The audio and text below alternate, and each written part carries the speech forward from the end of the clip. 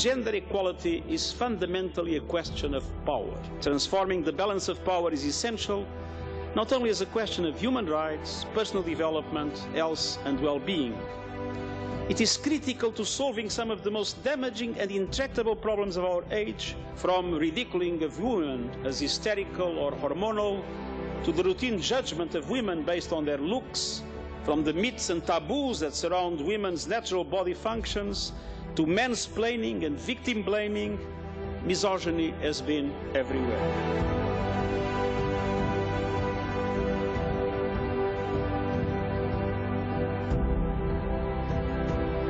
Involving women leaders and decision makers in mediation and peace process leads to more lasting and sustainable peace. Gender equality, including men stepping up and taking responsibility, is essential if you are to beat the climate emergency.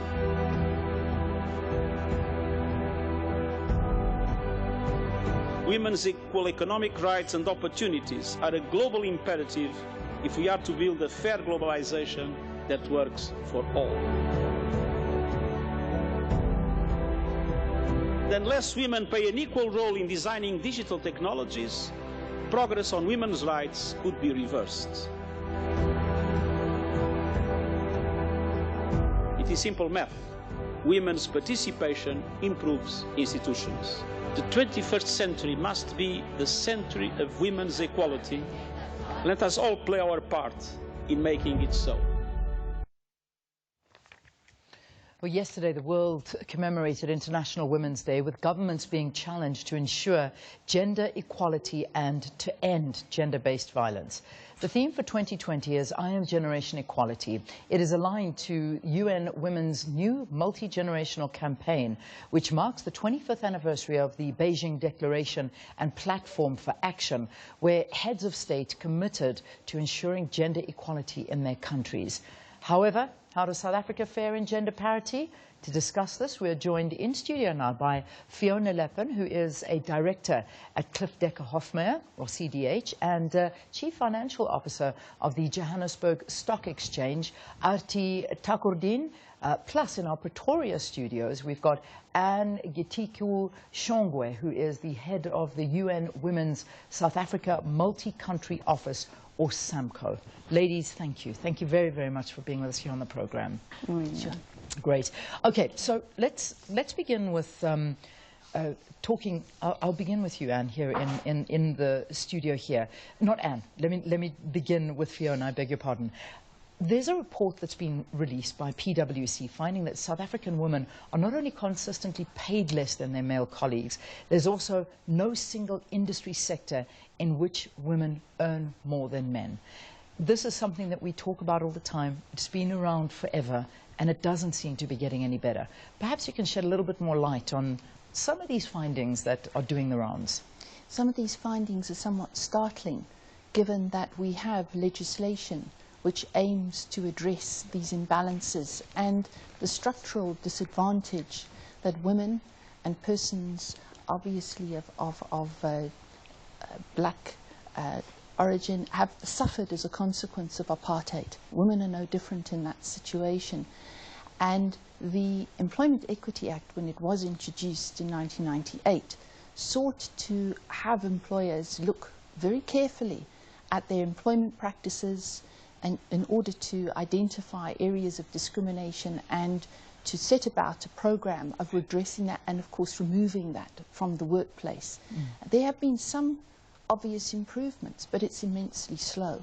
Yeah. So we have the right enforcement mechanisms, and certainly the Department of Labour more recently has taken that on board and is making strides in trying to address it, but awareness is at the centre of this. I suppose it is awareness. We are aware of it, but whether there is action being made is the big thing. Because I mean, I'll continue to look at some of the other things coming out. The World Economic Forum basically saying that South Africa has the second highest gender pay gap on the African continent. This amazes me to a certain extent, because we constantly, Artie, I'll come to you, because we're constantly talking to the empowerment of women, gender parity at parliamentary levels, women, all the time. We're constantly talking about it. But, I mean, the second highest gender pay gap on the continent. One wouldn't think that was the case, would you? No, absolutely. I mean, it is saddening statistics. We also have the worst Gini coefficient in the world. Wow. So we're the country with the worst. So South Africa have got structural economic problems. And when it comes to women empowerment, I think we are a lagger, even though the statistics, according to the World Economic Forum, rate South Africa, excuse me, as 17th out of strongest in terms of gender equality out of 153 countries. I'm not sure if that's flattering or if the others are just a lot worse, yeah. And you know, if perhaps the standards are just low. I think there's a lot that we need to do going forward. And if we, there's another statistic that's even more scary is if we take the current global trends as they are, as you're saying, Leanne, we're talking about this all the time. It's really top of mind. It's, you know, it's actually nauseating to some extent that we talk and talk and talk about women equality and gender pay gaps and things. But at this rate, as we are right now, there's a scary statistic that says it will take us 99.5 years to close the gap completely and address this 100%. So effectively what we're doing is not enough. Yeah, and that's a sobering thought. That's a very sobering thought. Not even my daughter is going to enjoy what everybody's talking about and fighting for. Correct. And let me bring you in here, because globally, you know, there are women, we look at our plight here in South Africa, but it's still a global a global plight where everybody is fighting for this. Quite interestingly, if we look at the world, the Scandinavian countries seem to be the ones that are best faring, women in the Scandinavian countries. What are they doing right? What's happening there that we are not doing right? I think the biggest area of action that is required now for real acceleration of gender equality across the world is the breaking of gender social norms. So what in South Africa is called always by feminist movements patriarchy.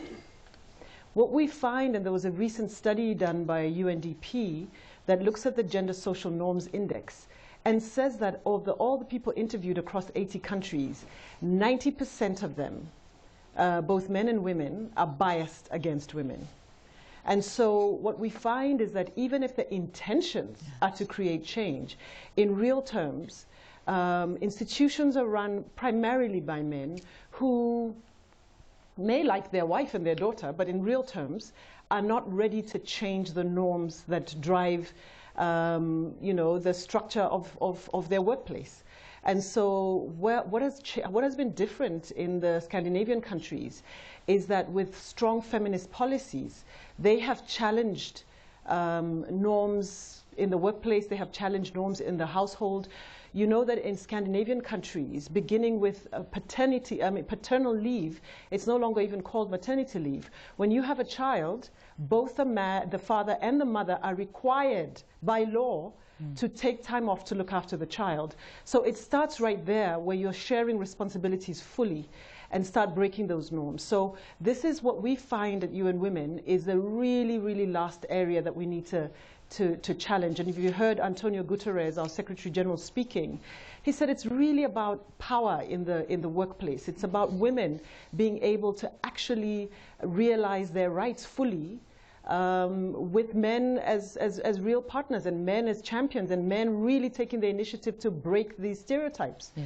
Every single company, every institution that's run by men in general just perpetuates the norms that we know. Yeah. And so that's really what's lagging. What's holding behind. us back. I love what you've been saying. What's holding us back? In fact, I want to, Fiona, jump on to what Anne was actually saying, is the syndrome that's become known as the Queen Bee syndrome, where it's a woman who is in a leadership position, up on the top there, they're the queen, and they will not let any of the other ladies get there because they're scared of this competition that's out there.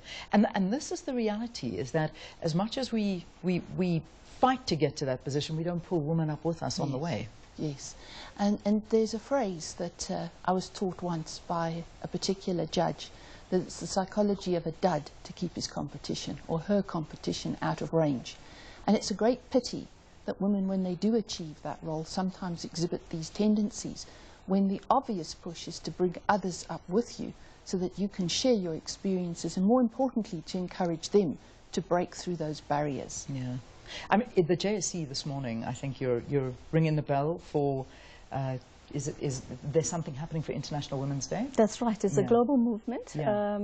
Together with 75 other stock exchanges, we are celebrating International Women's Day. And this is a UN women-focused initiative. It's the World Federation of Exchanges. There's a number of international women empowerment factors that are getting together and opening the market across the world. What are we celebrating, though? Because, I mean, let's be realistic. If we look at statistics, and please correct me if I'm wrong, is it still only 3% of CEOs in the entire JSC are women? Absolutely, it's not enough, not enough. So when we're celebrating International Women's Day as a day, right? Yeah. But what we're doing is trying to raise awareness around this gender parity issue that needs more action, as we're saying. Yeah, it really does. I mean, we can constantly talk to the fact that, you know, women want to work but still have families. They want to get that balance, and yet companies don't, you know, necessarily help women in these situations. I mean, is that an excuse, though, or not? And they are working, though. Women, the global working hours worked by women is 2/3 of global working hours. But they take home 1/10 of the global income.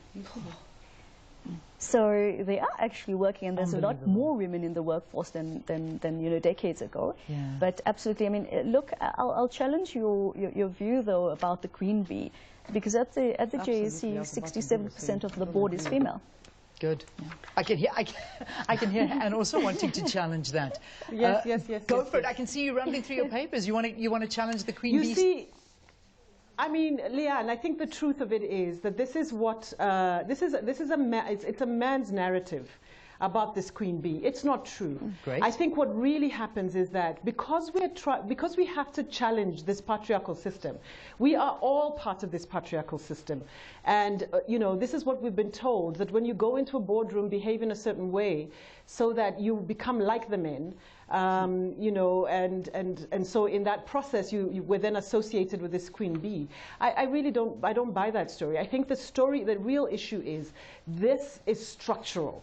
Yeah. It is structural from our homes, from our you know, the way that the companies are structured and organized. And so one woman goes in there and she's trying to figure out how to survive, how to thrive, how to be able to do whatever she can.